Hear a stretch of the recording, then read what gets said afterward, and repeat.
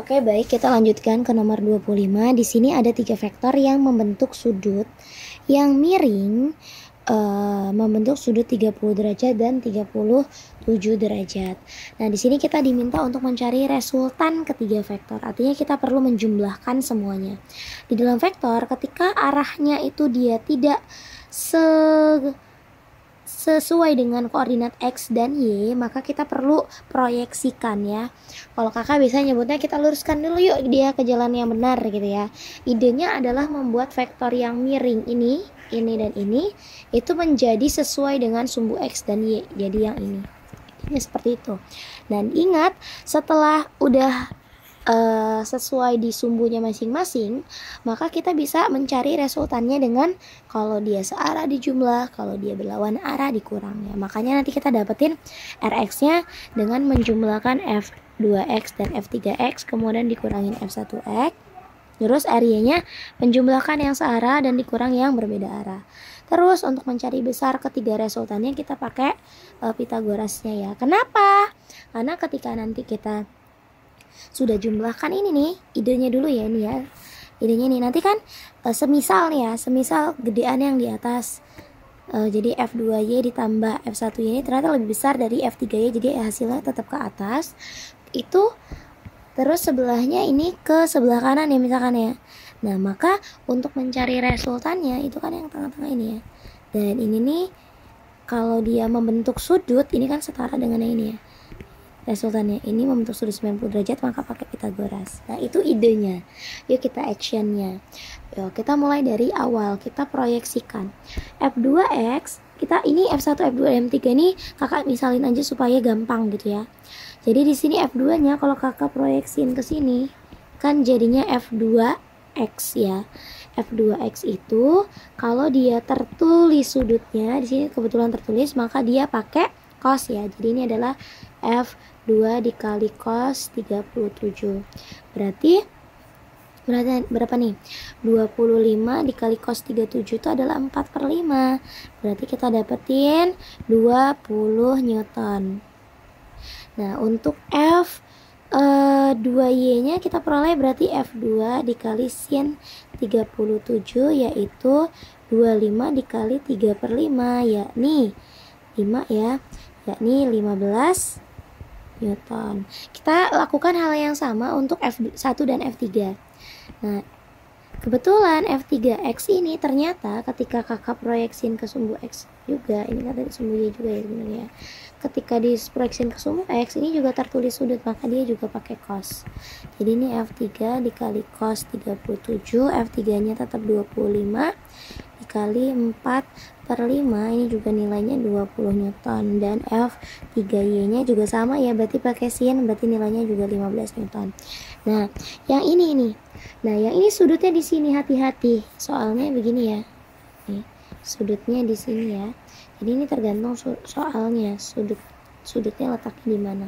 Karena sudutnya terletak di sini, maka yang ketika kakak proyeksikan ke sumbu Y ini justru yang tertulis sudut nih di sini. Maka nanti F yang cosnya adalah yang di sini. F1Y-nya justru yang cos. F1X ya nanti. Ini kita pakai sin ya nanti ya. Oke, kita terapkan di sini berarti F1X itu adalah F1 dikali sin 30, F1-nya 24, sin 30 itu setengah, jadi kita dapatkan 12 Newton. Sedangkan F1Y-nya itu kita pakai cos, jadi F1 dikali cos 30 adalah F1-nya 24 dikali setengah akar 3, kita peroleh 12 akar 3 Newton. Nah, ini kita udah dapat nih semua nilainya ya. Kita sudah dapat semua nilainya, perhatikan. Nah, sekarang tinggal kita jumlahkan sesuai dengan arahnya tadi ya. Sebentar.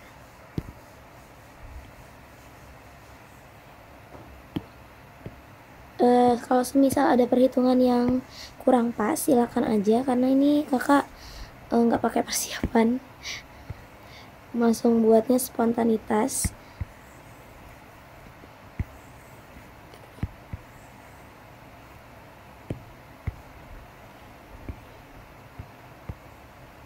tapi yang perlu ditekankan kan paham langkah-langkahnya ya.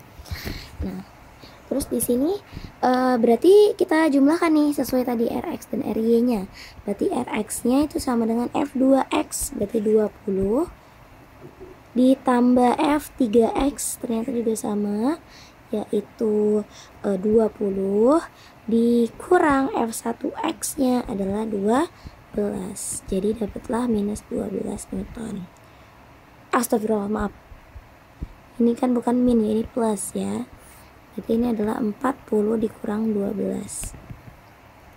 Oke. Ini malah dikurang ya. Jadinya ini 28 Newton. Nah, Ry-nya juga begitu. Berarti R2Y 15 dikurangi ditambah dulu F1Y. F1Y adalah 12 akar 3. Kemudian dikurangi F3Y. F3Y-nya adalah 15. Nah, ini baru nih 15 kurang 15 kan habis ya. Jadinya sisa 12 akar 3. Nah, untuk nilai R-nya berarti akar dari 28 kuadrat ditambah 12 akar 3 dikuadratkan. Nah, kita cari hasilnya 784 untuk 28 kuadrat ditambah 12 kali 12 kan 144 ya. Akar 3 dikuadratkan ya 3 ya. Jadi ini adalah berapa nih? Akar dari 784 ditambah 432 log per. Nah, ini nilainya adalah kesini nggak apa deh ya. Akar dari 784 12 16. Kalau kita lihat emang angkanya memang gini ya. Nah, ini kalau kelebihan dari ABC kita bisa cek nih. Ini 19, ini 79, ini 76. Berarti kita bisa cek nih, ini langsung dibagi aja sama 19. Oke. Kita cek 19 ternyata bisa nih dibagi 19. Nah, jadi ini sama dengan akar 64 dikali 19, which is akar 16 ini adalah 8 akar 19. Jawabannya ini. Selesai. Oh ya, by the way ini soalnya kakak pilihin sesuai mood kakak, jadi nggak apa-apa ya, diikutin aja. Semoga paham.